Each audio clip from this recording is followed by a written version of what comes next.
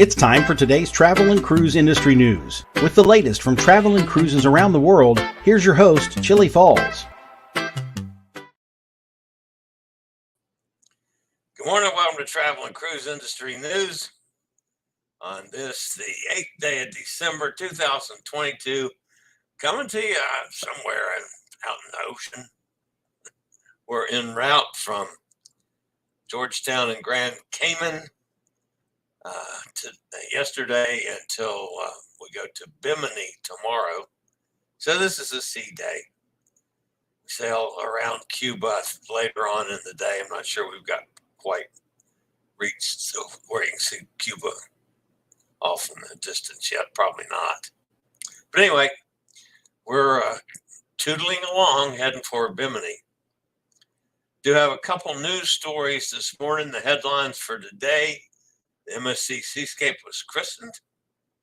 Jewel of the Seas redeployed to Port Canaveral. A cut in housekeeping service. Disney tightens the refund policy. And Nassau receives 6 ships on 2 consecutive days. That and much more here at 11 o'clock.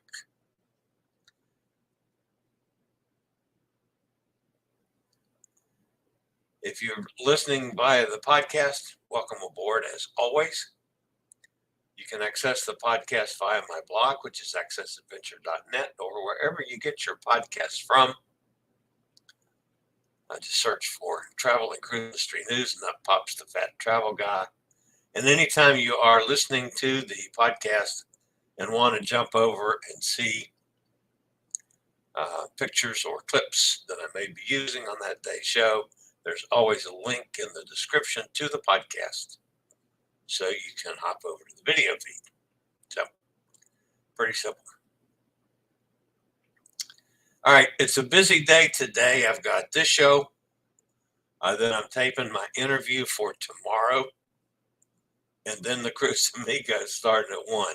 So basically, I'm going to be rolling here for the next 3 hours, which is why, as you can tell by the background, I am in my stateroom. Simply because there's just no way that the battery on this computer would last 3 hours. And I pretty much have to have 3 hours, and that's live streaming, it lasts 3 hours. And I couldn't find a suitable place on a sea day.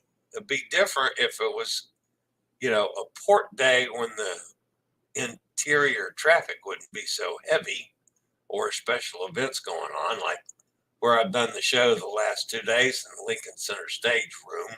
It's also at night that's turned into the B.B. King's Blues Club.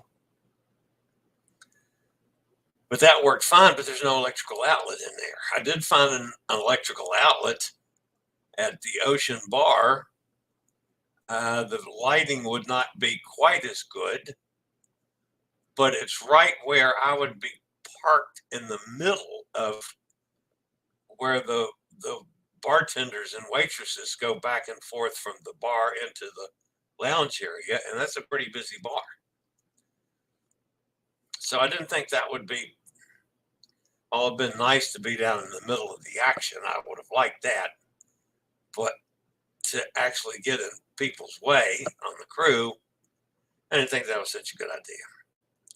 So I just decided I could do it here in the room and I could stay plugged up. So I hope the signal stays good from here.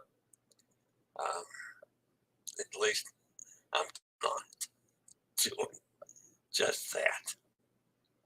All right, now, tomorrow I do have a special guest. I talked about her a bit yesterday. It's Michelle Monroe. She's the daughter of singer Matt Monroe. She's written a book about him. She published an album of some of his works. She's also written a book called The Autonomous Cruiser, which is now available on Amazon or wherever you get books from. We're going to talk to her about that book.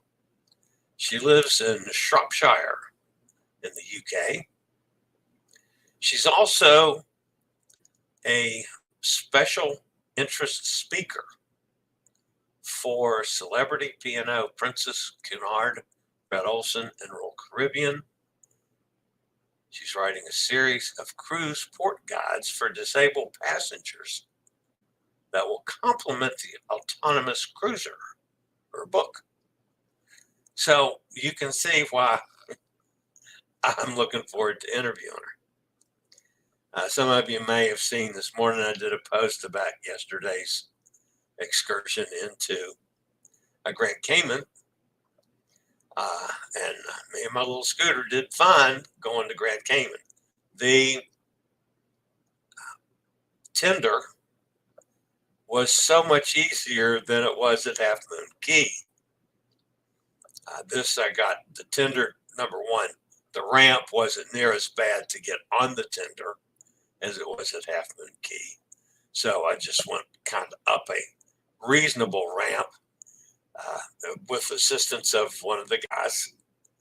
And he parked me there on the top deck of the tender. And then when we got into Grand Cayman, I stayed right from the top deck. So the port matched the deck on the tender, so I didn't have to do that going downstairs down that awful ramp. I don't even know if this ship had a ramp. I didn't look. It wouldn't have to because it was the same level. So I just rolled off and then went down a little ramp onto the dock. So it was easy peasy. And it was a nice tender ride in. There was only one ship. Carnival Horizon was in Grand Cayman yesterday. So once I got to the dock, it wasn't crowded. The last time I rode a tender in, it's been several years ago now. I think there was 7 ships in, 6 or 7. It was humongous throng of people at the dock. And I rode the tender in, and I looked at all those people, and I looked back at the guy, and I said, I'm going back to the boat. So I just stayed on the tender and rode back. So I did get in yesterday and ride around a little bit. Of course, had my pina colada. And because I was late in the day, it was too late to do an excursion. And I'm not sure there were any, accessible excursions available. I talked to a couple of the tour companies that, were there in the port hawking their wares, and they had no accessible transportation. So I think Grand Cayman is probably another port that just doesn't have the capability of transporting folks that are mobility challenged or disabled. And again, I thank Scootaround for what they do. I saw 2 more people this morning when I was upstairs at breakfast that are struggling to walk. You can tell the way they're limping and bent over that they are just absolutely miserable. And I'm at the point where I'll at least say something to them and say, look, I see you're miserable.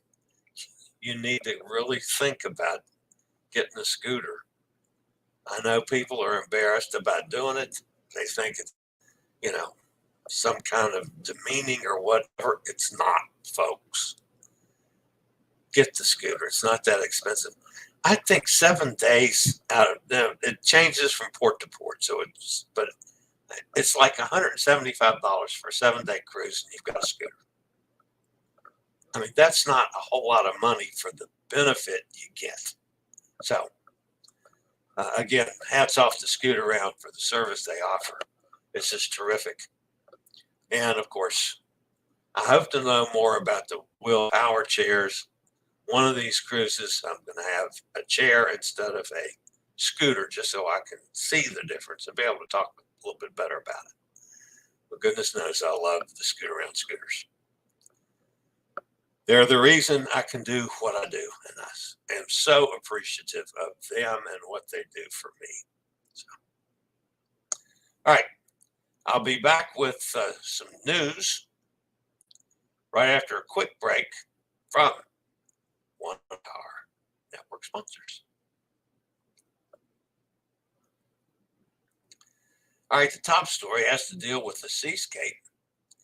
And I'm just noticing somebody ate all the pictures that I had loaded up. So that's the Seascape in New York City. Went through the naming ceremonies yesterday. Let me see if I can find the other two pictures. See if they're still where I can get them real quick. It's number 2 and number 4. Yes. Okay. Wow, that was strange. All right.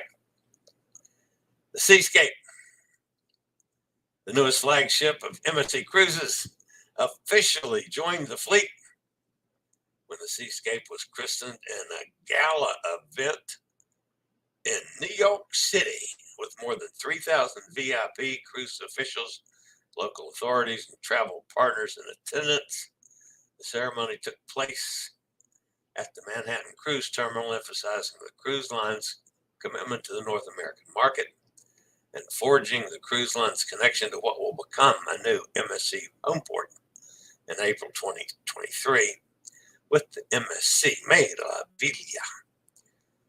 Now, the only problem was that the naming ceremonies was in Manhattan, and home port for the Meraviglia will be in Brooklyn, but that's the way they did it. Also, a highlight of the performance was, a highlight of the event was a performance by singer-songwriter Chillie. So I'm sure that was pretty cool. He also sang at the naming ceremony of the World Europa in Doha. That was last month. All right. Jewel of the Seas was recently redeployed to Port Canaveral. The 18-year-old ship's first time home porting from the Central Florida port and the second busiest cruise port in the world. Jewel of the Sea's addition to Port Canaveral roster of home ported ships makes her the 4th vessel of the Royal Caribbean Fleet to be setting sail from Port Canaveral. She joins Wonder of the Seas, Independence of the Seas, and Mariner of the Seas. Jewel of the Seas will be home ported from through mid-April of 2023, offering 4 to 8 night itineraries to a variety of destinations in all 3 Eastern, Western, and Southern Caribbean routes. Quite frankly, since I've not been on Jewel, I was looking at one of the Southern because I'd like to go back to the ABC Islands because I had some reports that they're not near as nice as they used to be. I haven't been to the ABC, so I was looking at that this morning. One of the things that was unusual, and I'm not really sure why, unless it's just really standard procedure, but a lot of the times when a new glamorous big ship goes to a port for the first time, they have a big celebration. Well, Jewel of the Seas is none of those. He's not a new big ship. She's 18-year-old, one of the smaller ships, which I have no problem with that. But they did a big celebration anyway to welcome her to Port Canaveral.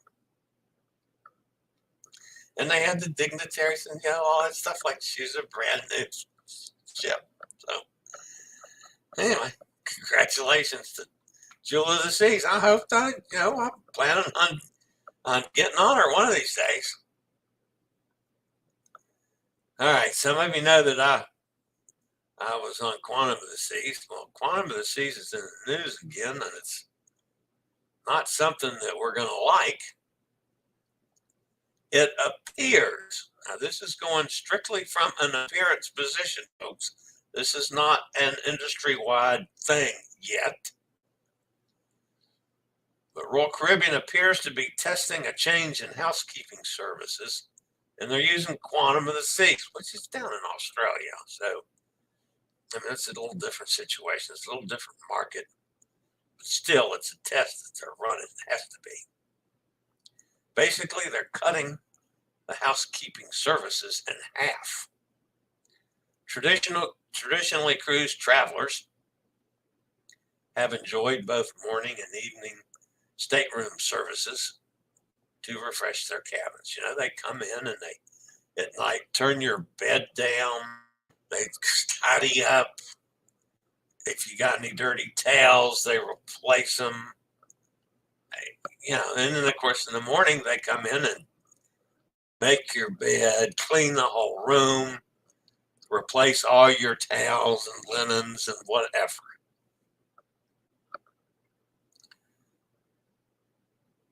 On board Quantum of the Seas, the service will now happen just once a day. It's a well-disguised method of saving, I think. I mean, they come out with a lot of their usual bull. It's a, it's a sales pitch. They're saving money. Crew responsibility cut in half means that the crew members could cover twice as many cabins in the same amount of time. That would allow a decrease in staff, a decrease in labor costs. I mean, maybe even down to, because it would require less housekeeping staff to keep a cruise ship going, maybe that can cut back on the number of cabins that are used for crew. Turn those into extra money-making cabins. Who knows how far some of the cruise lines will go. They'd use less chemicals because they're constantly cleaning, cleaning the toilets, cleaning the sinks, wiping everything down. If they're doing it once a day, you'd have less chemical costs.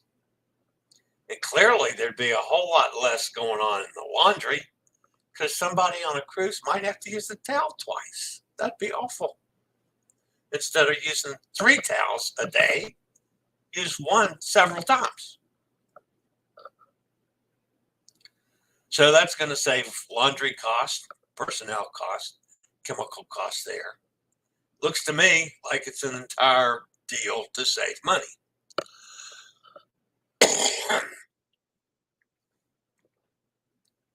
Sorry about that. The only problem, less service, no reduction in gratuities. Gratuities stay the same for half the service. We'll see if that goes industry-wide for Royal Caribbean. Our friends over at Disney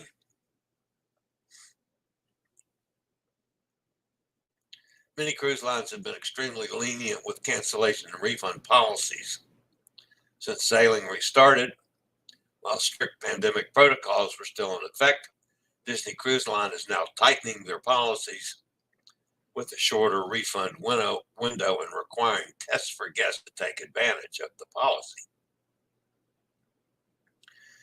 Disney's policy has been the guests who test positive within 14 days of embarkation would be able to use the temporary flexible refund policy to receive a refund in their original form of payment without Disney-imposed cancellation fees.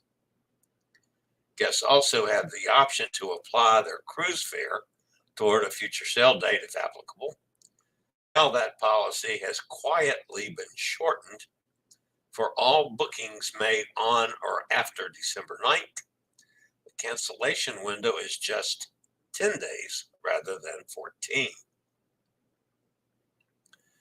Another adjustment to the refund policy regards how to qualify for a COVID-related refund. Under the previous temporary policy, guests only needed to have a qualifying COVID-related health concern prior to sailing. This could include symptoms, fever, known exposure, or a positive test result. Now, the description of those qualifying concerns have been removed from the policy.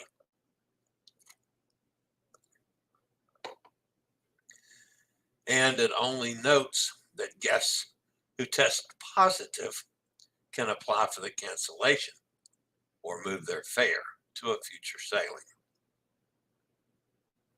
This more strict application of the policy can help prevent guests from changing their bookings or applying for refunds without medical proof of the illness. Now, that whole story, folks, to me, the truth of the matter is probably in that last sentence.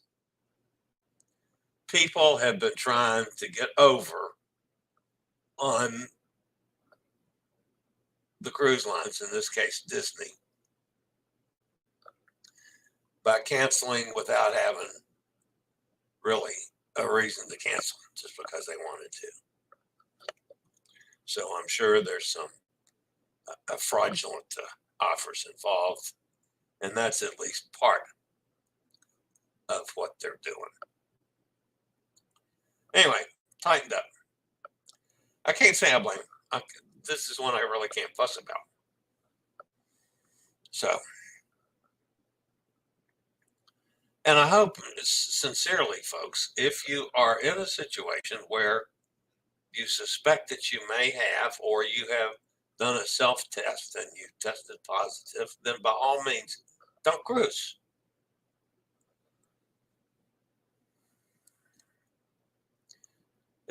We're going to be living with this for who knows how long, maybe forever. I'm not that concerned about it, but I sure don't want to be around people that are sick. So if you're sick, stay home. All right. Finally, this morning, our friends at Nassau, this was a kind of cool story. They reached a significant milestone when, for the first time in its history, the port welcomed 6 cruise ships per day on 2 consecutive days. The report revealed the achievement in an Instagram post yesterday, or actually it was the day before yesterday. The news comes as the final touches are being made to the major expansion of the port's facility. We talked about that last week. That began in 2019 and is due to complete in May. The port upgrades are expected to substantially boost cruise ship arrival in future years. Nassau Cruise Port on December 5th received 2 Oasis-class ships, Wonder of the Seas and Harmony of the Seas, along with Explorer of the Seas, Carnival Cruise Line's Carnival Elation, Celebrity Cruises Celebrity Reflection, and Celebrity Beyond. Together, the 6 ships delivered about 21,000 guests to Nassau. The next day, 4 more Royal Caribbean ships arrived: Independence of the Seas, Enchantment of the Seas, Mariner of the Seas, and Liberty of the Seas. Disney Wish and Carnival Liberty all arrived, bringing another total of almost 21,000 guests to the port. So 2 good days back to back for Nassau. I have a feeling, folks, it's probably going to be like that about every day during the season. I was in Nassau one time when they had 6 ships, and they were smaller. There wasn't any of the big ones like when they had Wonder and Harmony both the same day, and Beyond the same day. I mean, that's 3 good-sized ships. But I think you're going to see that now in Nassau quite a bit. So Nassau does have some accessible excursions, which is a benefit to me, at least. All right, that's going to wrap it up for today. I'll see how my time is, because I still got about 30 minutes till my interview with Michelle. I'll get that out, send her back on her way to England and then deal with Amigo John and his fur-lined fig leaf up there at 20 below Minnesota. And, of course, Amigo Martin. Who knows where he is today? I have no idea. I haven't heard from him at all. But he said he'd be here, so I'm going to count on it. All right, let's see who's with us. Cindy's here. Hi, Cindy. Carol's with us. Hey, Carol, good to have you back again after your long sojourn at sea. It's awesome. Mike's here. Hi, Mike. There's Sonny down in Mississippi. Robert's with us. How you doing, Robert?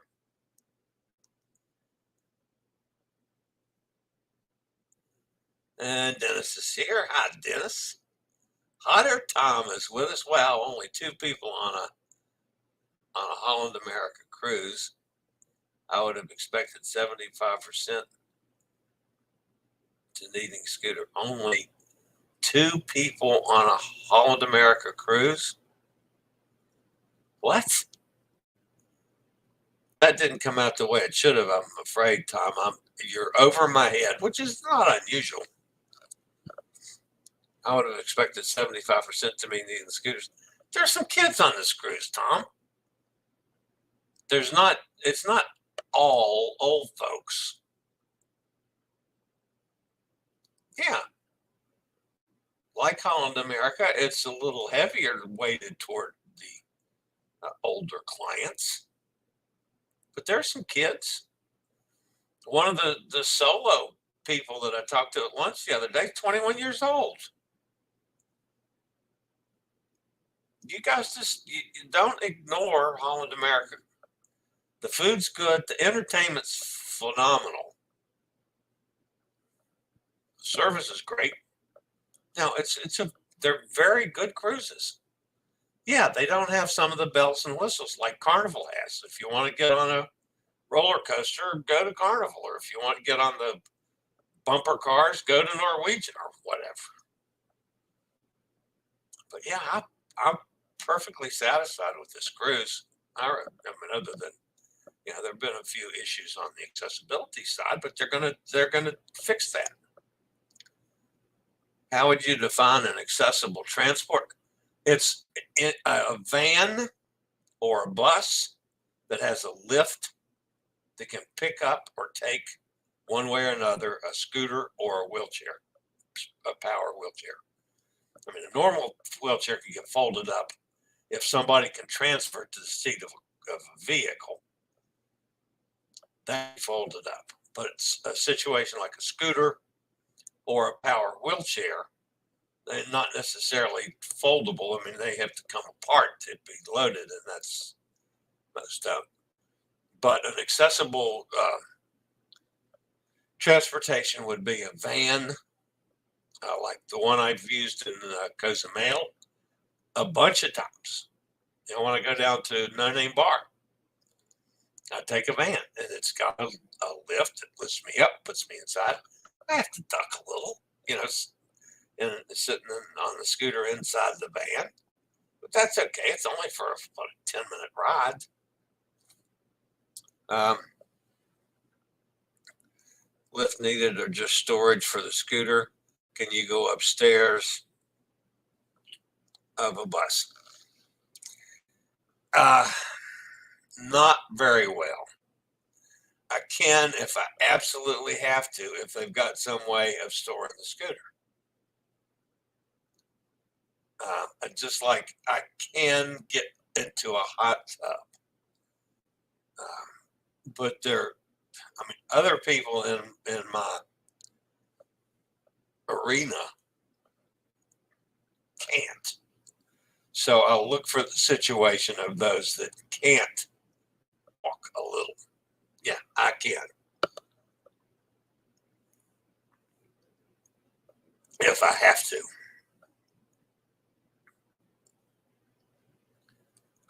It's even more difficult with the newer ships, removing conveniently located lifts like the midship lifts that are removed.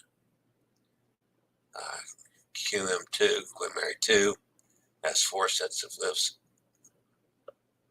Yeah. this ship has three sets. We call, of course, in this country, we call them elevators. And speaking of lifts, the main pool deck here does not have one of the lift chairs, which I hate. You know, I'd be more I'm freaked out if they tried to put me in one of those. But the smaller pool has one.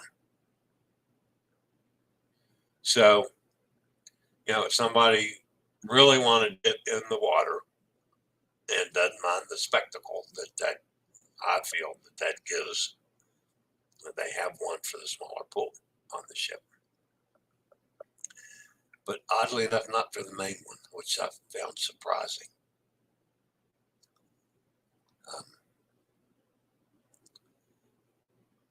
Yo, Brooklyn in the house. Hi, Eddie. Eddie's with us.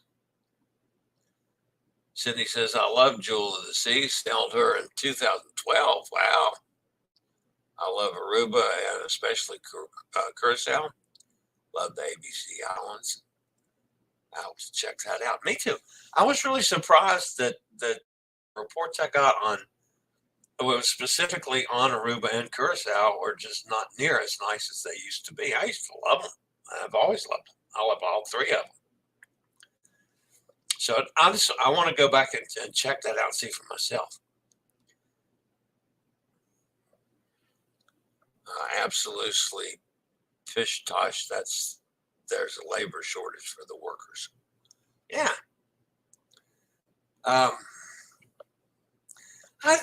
My main problem with the stories is not what they're doing. It's not that they're cutting the labor. It's not that they're cutting on the housekeeping thing. I just want to be, you know, to say that it's a cost cutting measure. And you know, apparently the labor shortages on the cruise ships now are pretty close, at least in the U.S., are pretty close back to normal because they seem to be fully staffed. So I'm a little bit surprised that Quantum's doing this. I could understand it if they were still struggling to have enough staff, but the cruises I've been on do not seem to be short on anything as far as staff goes. The Asian laundries make less than $2 per hour. Oh, the launderers, the people doing the laundry.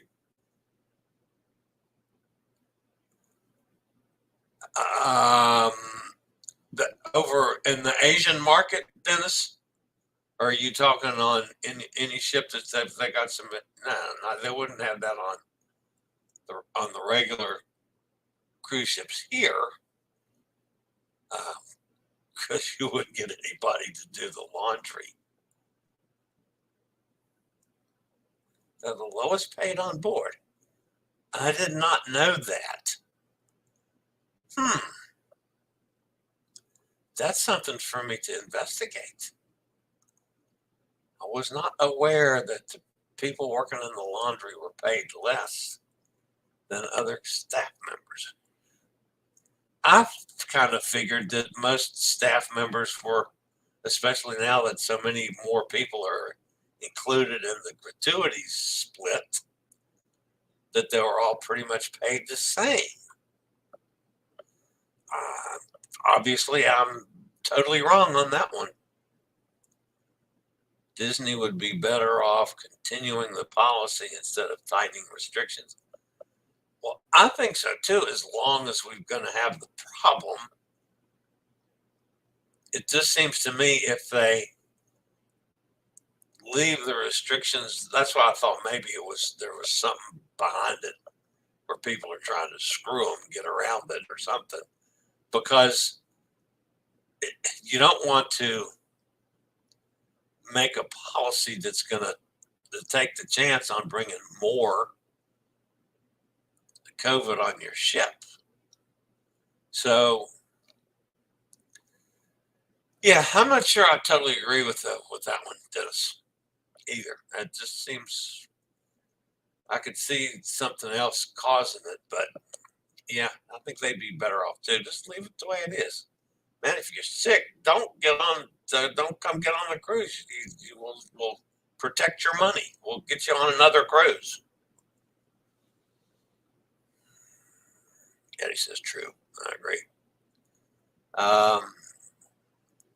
Absolutely disagree with foreign ownership of ports. Yeah, me too. I much prefer the locally owned, but I mean, that's in the world today. There's Katie. Katie's with us. Says, oh, Paulie's. Well, Dennis says those port management organizations don't even have the cash to pay for these contracts and upgrades. They're borrowing the money, which makes and what many councils could do themselves to pay for the upgrades. Yeah, isn't that the truth? Cindy says, is there any nightlife on HAL? Comedy, dancing, piano bar? Some of the best piano bars at sea, it's on this ship, it's a dual piano bar, and they're really good. There was a comedian that's been on 2 nights already.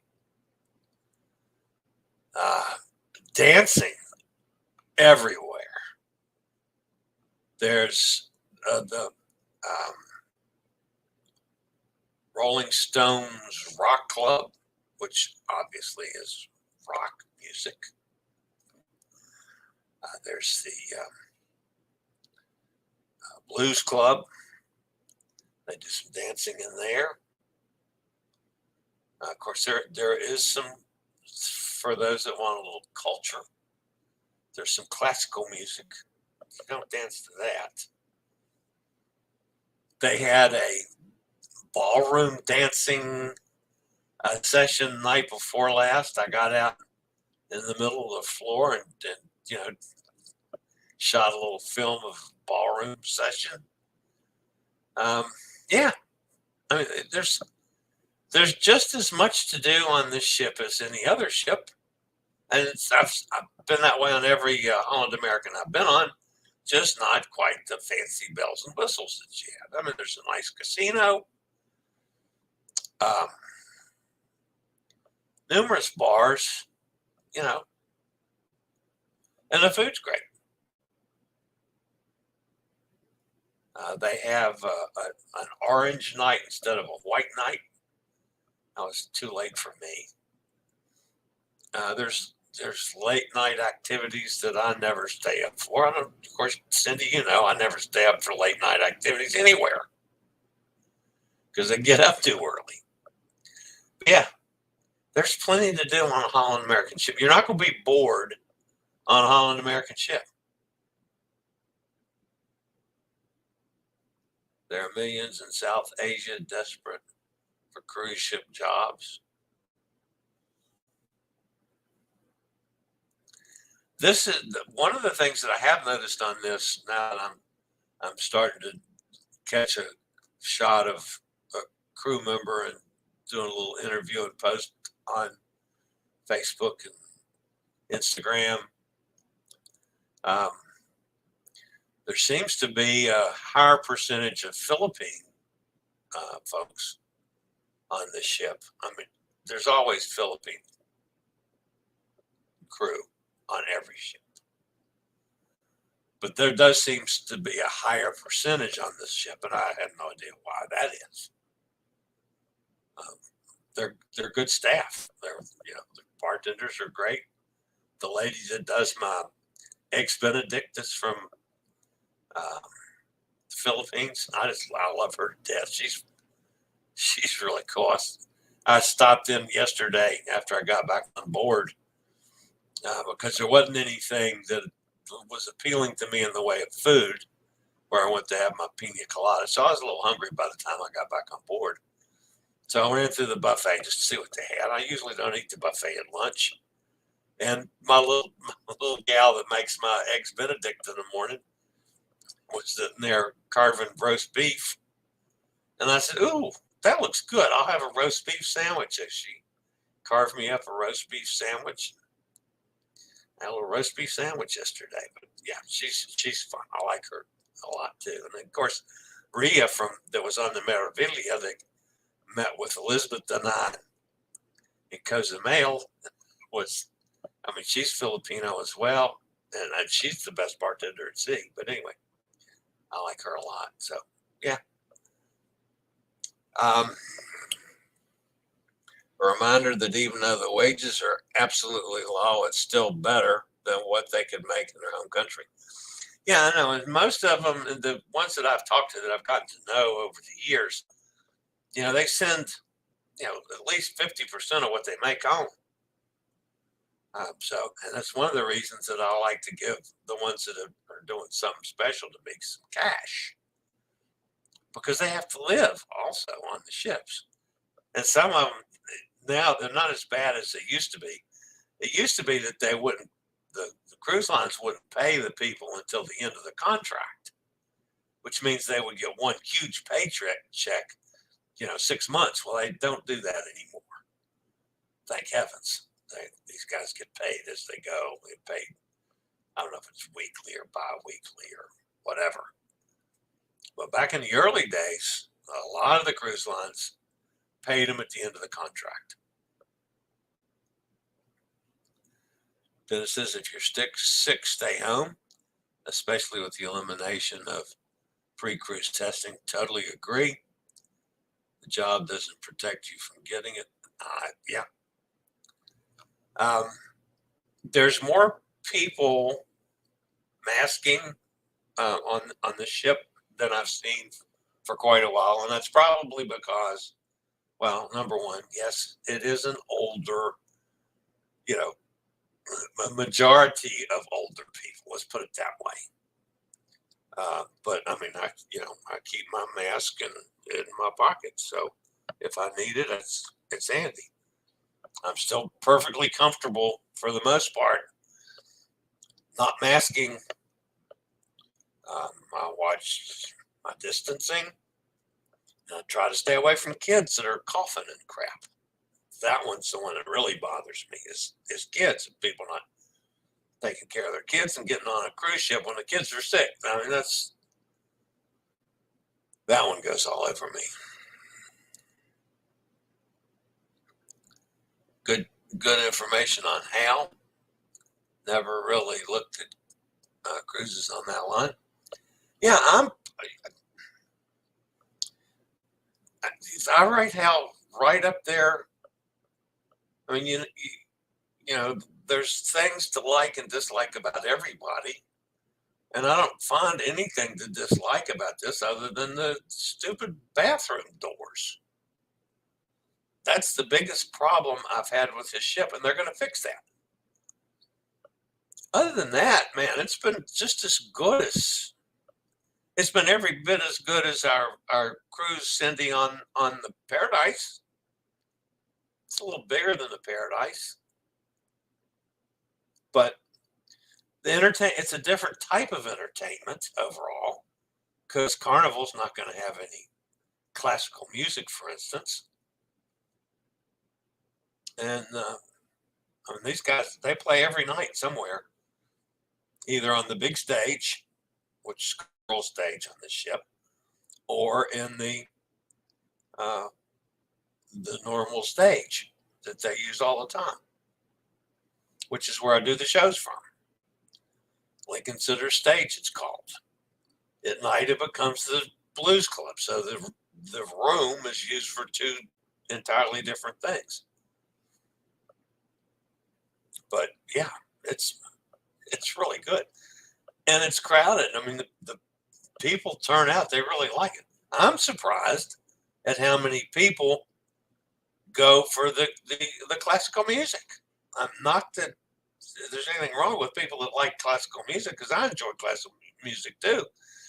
But I'm sometimes surprised that room's full of people, and then the balcony of deck up is all people are sitting all the way around the open air, looking down into the to the room. So there's a crowd upstairs as well. So yeah, you need to consider it. And again, it's like I do with everything else. I look for a bargain. I got a bargain on this cruise, so I jumped all over it. So Dennis says we're good dancers in my family, but prefer club music. I've always been a dancer until, I got, the health issues. I come from a dancing family. I love to dance of any kind, folk dance, ballroom dancing, popular dancing. Hell, I didn't care. I found out at a very young age when, back in those days, at least from backwoods Virginia, the males growing up didn't want anything to do with dancing. Oh, that's sissy. So I was the dancer. And guess who had all the girls? The guy that would get out and dance with them. So yeah, I've always loved dancing. I wish I could do it now. I actually enjoy getting out on the floor on my scooter and move around with people. So yeah, I enjoy that part of it. Again, I don't stay up late, so I don't get to do as much of it as I'd like because of my silly schedule. Get up at 4 o'clock in the morning. Boots and cats and boots and cats and boots and cats and boots and cats. Yes, indeed. Filipinos dominate the industry, and many already speaking. Well, that's one of the nice things. Is clearly the Filipino staff you can understand a whole lot better than you can. I mean, any of the other folks that, they all speak English, but there's times when I struggle to understand them because of they're not as good as like the Filipinos, for instance. But yeah, I like a lot of the Filipino folks.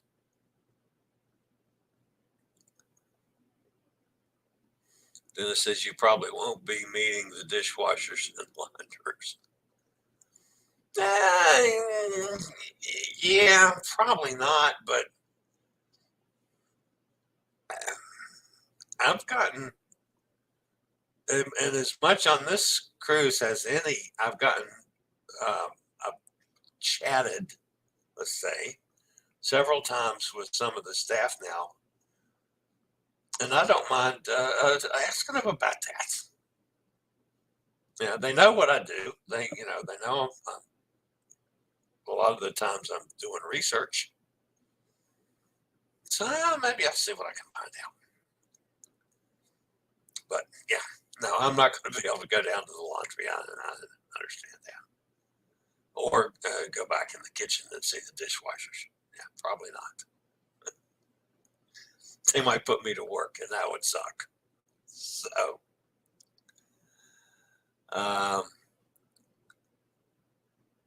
Eddie says, Alice booked me on Prima for my birthday.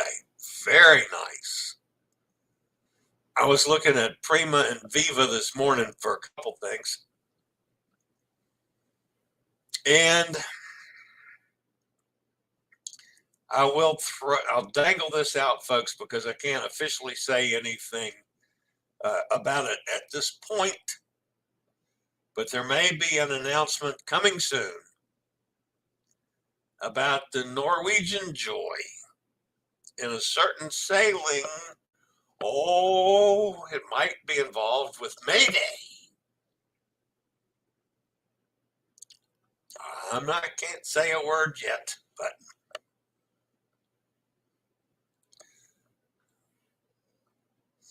and it's a little longer cruise than normal. But I can't say anything yet. We'll see. Hi there, Tom says, Chillie the Dancing Bear. Anyone remember the Dancing Bear on Captain Kangaroo? Of course. Mr. Green Jeans. Yeah, hi there, Tom. I'm that old. Well, guys, I got to get off the air because my interview's coming up in about 8 minutes now. So I've enjoyed chatting with everybody. You guys have a fantastic day. And I will see everybody for the Cruise Amigos at 1 o'clock my time.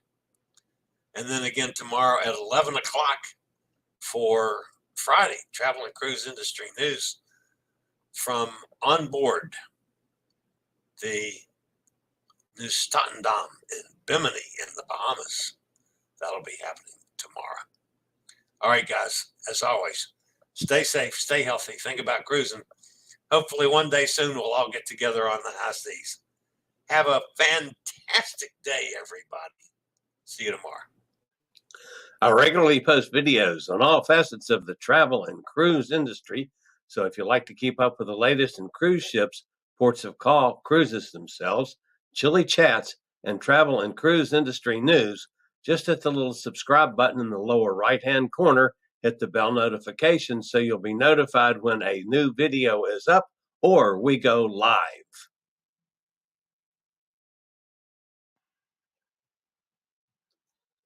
This video was produced by Chillie's Cruises.